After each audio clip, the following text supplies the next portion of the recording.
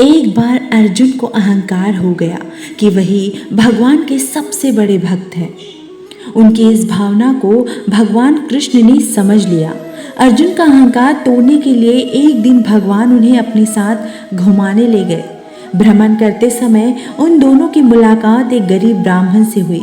उस ब्राह्मण का व्यवहार थोड़ा विचित्र था।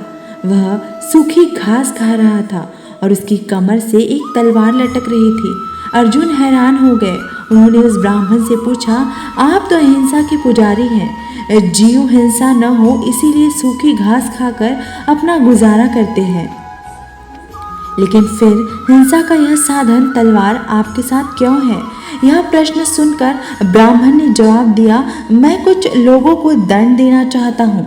अर्जुन ने उत्सुक होकर फिर प्रश्न किया, हे महामना, आपके शत्रु कौन है? ब्राह्मण ने उत्तर दिया, मैं 4 लोगों को ढूंढ रहा हूँ जिन्होंने मेरे भगवान को परेशान किया है, ताकि उन्हें उनके कर्मों का दंड दे सकूं। अर्जुन ने फिर पूछा, वे 4 लोग कौन हैं? ब्राह्मण ने कहा, सबसे पहले तो मुझे नारद की तलाश है।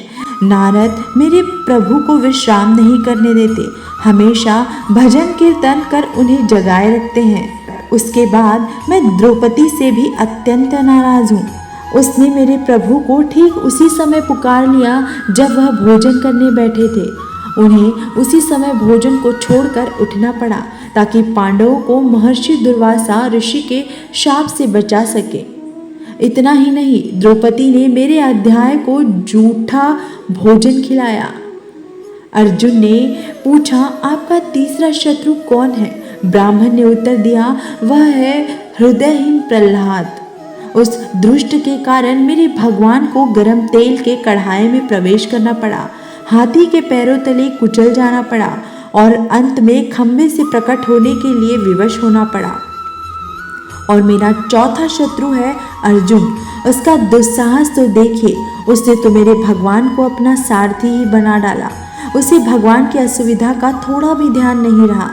इससे कितना कष्ट हुआ होगा मेरे आराध्य भगवान श्री कृष्ण को। यह सब बताते बताते उस गरीब ब्राह्मण की आंखों में आंसू बहने लगे। उस गरीब ब्राह्मण की ऐसी निस्वार्थ भक्ति देखकर अर्जुन का सारा अहंकार पानी की तरह बह गया। उन्होंने भगवान श्री कृष्ण से क्षमा मांगते हुए कहा, मेरी आंखें खुल गई प्रभु। इस जगत में न जाने आपके कैसे कैसे अद्भुत भक्त हैं, मैं तो उनके आगे कुछ भी नहीं हूँ। यह सुनकर भगवान श्री कृष्ण मुस्कुराने लगे। अगर हम प्रभु की भक्ति कर पा रहे हैं तो प्रभु की कृपा से ईश्वर को धन्यवाद दे कि उन्होंने हमें इस योग्य समझा कि हम उनकी भक्ति कर सके। कई जन्मों के पुण्य के परिणाम स्वरूप जीव को भक्ति करने का अवसर प्राप्त होता है। इसे स्वयं के ऊपर ईश्वर की असीम कृपा समझे, अपना लोक परलोक सुधारने का अवसर प्रदान किया है।